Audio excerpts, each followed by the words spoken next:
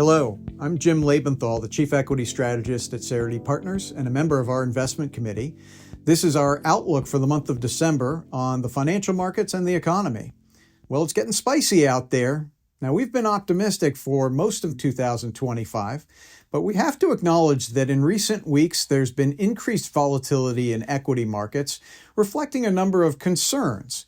At the top of that list of concerns is probably this question about whether the artificial intelligence sector of the economy and the attendant stocks in the stock market are in a bubble. Adding to that are a number of layoff announcements recently from many companies in corporate America, including UPS, Verizon, and Amazon.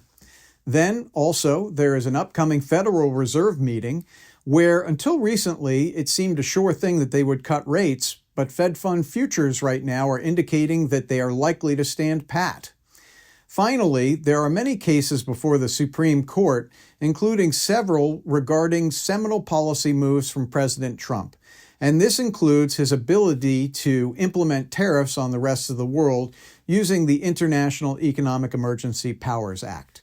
Now, that's an incomplete list of risks facing the markets and economy, but it's enough for this video. And it may surprise you to hear us say this, but we actually think risks are good. We would be more concerned if the stock market was setting new highs day after day in seemingly blithe indifference to the risks that are out there. Risks and corrections that can occur because of them are in some ways healthy. They reset expectations and give a new level in the stock market from which share prices can grow. If you've heard the expression that the stock market likes to climb a wall of worry, that's what I'm referring to. Now, let's go through these risks. First, regarding artificial intelligence. Yes, there has been a rapid adoption of commercial implications for artificial intelligence, and there has been a rapid build-out of the infrastructure that goes into artificial intelligence. By this, I mean the data centers that are being built around the country and indeed across the globe, and the artificial intelligence chips that go in them. But to us, this does not appear to be a bubble. It appears that there are still many use cases to be developed in corporate America and across the globe for artificial intelligence applications. And if we look at the stocks that reflect the artificial intelligence trade, while they do trade at a higher earnings multiple than the market overall, those higher multiples may well be justified by the higher than average earnings growth rates that these companies are likely to experience. So they may not be expensive, they may be fairly valued. In short, we don't think there's an artificial intelligence bubble, either in the economy or in the stock market. Regarding the corporate layoff announcements, yes, these are a concern and we are keeping an eye on them. They may be more of a concern because of the scarcity of economic data that we've had over the last month and a half during the government shutdown. Thankfully, that government shutdown has come to an end and we're going to start getting that data.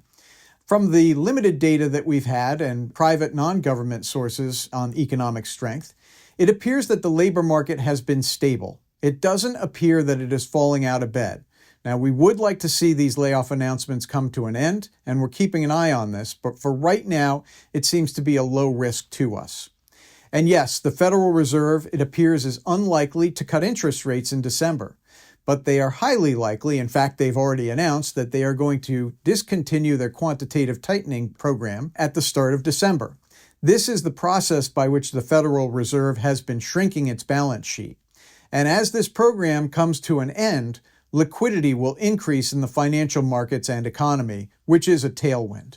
Finally, regarding the Supreme Court, it does appear likely that the Supreme Court will find the president's use of IEPA, the International Emergency Economic Powers Act, unconstitutional. But there are other statutes that the president is likely to use that have stronger legal standing to implement his tariff policy.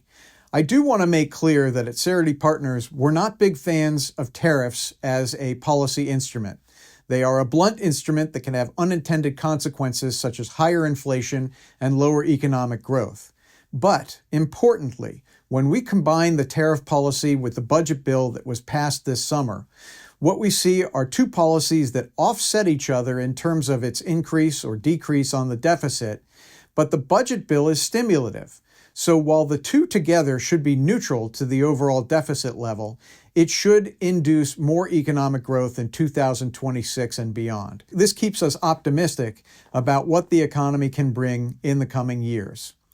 In short, we're optimistic on the financial markets and economy going forward. We take comfort from the fact that there is economic strength right now. The U.S. is growing in real after-inflation terms at well above 3%, a nice growth rate. Corporate profits are growing well above 10%, which should be a tailwind to the stock market.